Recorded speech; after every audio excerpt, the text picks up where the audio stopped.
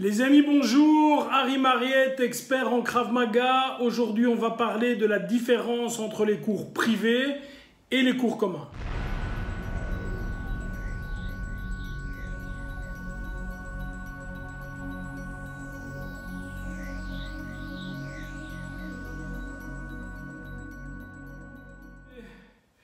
Alors voilà, j'ai beaucoup de gens qui reviennent vers moi en me disant « Tiens, est-ce que les cours privés c'est mieux que les cours communs ou au contraire les cours communs, etc. etc. » Et donc, j'ai beaucoup de gens qui veulent ou qui pensent qu'ils peuvent baser leur enseignement uniquement sur des cours privés. Je voudrais en parler.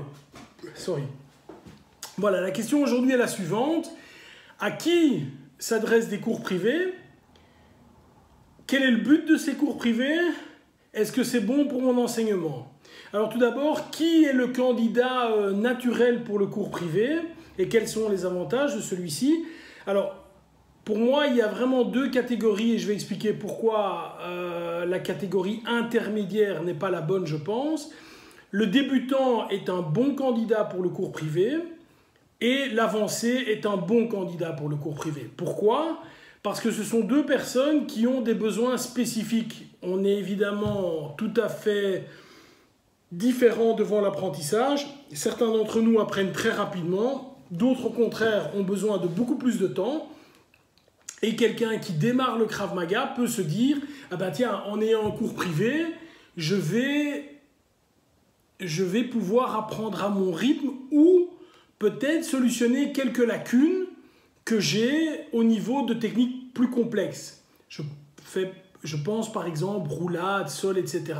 Très souvent, quand des gens viennent chez moi qui n'ont pas de background de judo, de choses comme ça, il y a une réelle appréhension au sol.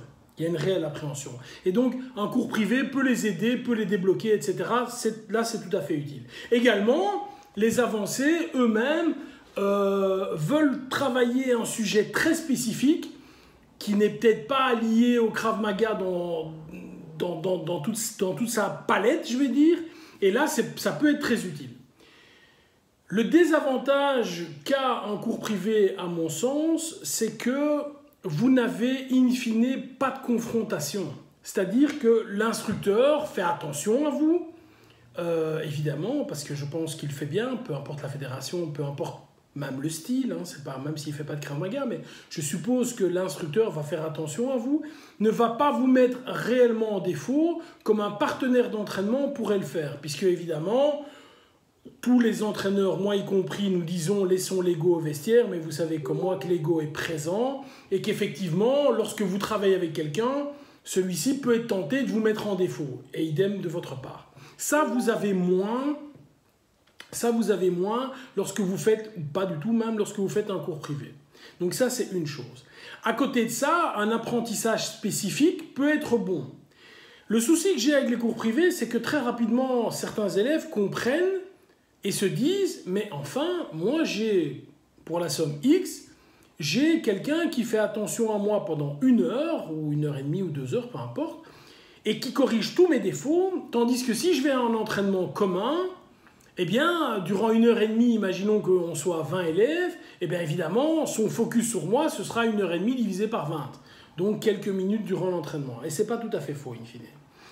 Mais, il est indispensable à mes yeux, lorsque vous avez un cours commun, de bien vous échauffer, de bien travailler tout ce qui est cardio, tout ce qui est physique, de bien travailler les techniques seules dans le vide, de bien travailler à deux, de bien travailler sous stress, de bien se mettre en danger. Parce qu'en réalité, la seule chose qui nous intéresse, ce n'est pas la technique, c'est de pouvoir faire cette technique lorsque je suis sous stress, lorsque je suis dans une situation où je n'ai pas l'habitude d'être, lorsque je suis en fin d'entraînement complètement fatigué, que j'ai fait toute une série de combats, etc.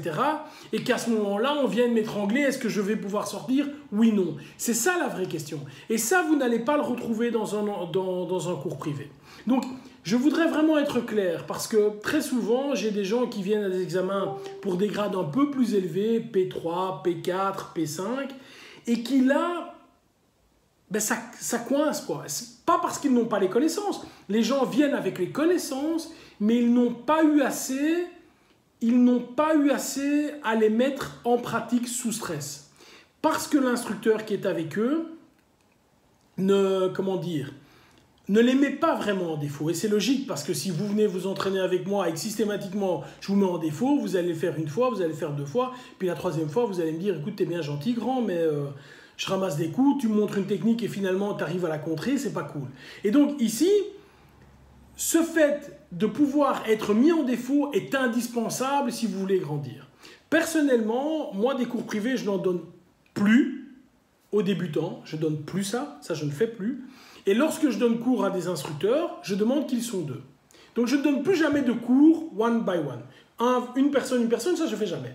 Pourquoi je ne fais pas ça? Parce que quand les instructeurs sont à deux, on a et le fait qu'ils peuvent apprendre, parce que je vais vraiment en détail dans la technique de comment mettre la main, comment contrer, etc., etc. Je vais vraiment dans le détail. Et en même temps, je peux les mettre un par un sous stress. Il y en a un qui veut absolument toucher l'autre, etc. Et donc je pense que là, j'ai le meilleur des deux mondes. Je pense que j'ai le meilleur des deux mondes. Maintenant, je tiens à signaler, si vous vous entraînez correctement, une fois, deux fois, trois fois, plus que 3 fois par semaine, je pense qu'il ne faut pas vous entraîner lorsque vous êtes, je vais dire, débutant ou débutant intermédiaire. 3 fois par semaine à fond, c'est parfait. Il faut, en Krav Maga, j'entends, hein, il faut peut-être aller courir, faire de la muscu, etc. Ça, c'est autre chose, mais en Krav Maga, parce que ça prend beaucoup d'influx nerveux et quand on n'a pas l'habitude, ça va beaucoup vous fatiguer. Pas musculairement, mais au niveau de l'influx nerveux. Donc ici, quand vous vous entraînez en cours commun, une fois, deux fois, trois fois, et que vous le faites vraiment très bien, vous n'avez pas besoin de cours privés. Mais j'entends très bien que certaines personnes travaillent, n'ont pas l'emploi du temps, veulent un regard spécifique. Si vous faites cela, si vous êtes débutant, faites-le. Si vous êtes vraiment avancé, faites-le. Mais si vous avez l'opportunité de travailler à deux afin que l'instructeur puisse et vous donner la technique et vous donner le détail, aller dans le fin du fin, excusez-moi, et vous mettre sous stress réellement à la fin du cours, là vous avez tout gagné. Voilà mon avis sur les cours privés et les cours communs. Bye bye.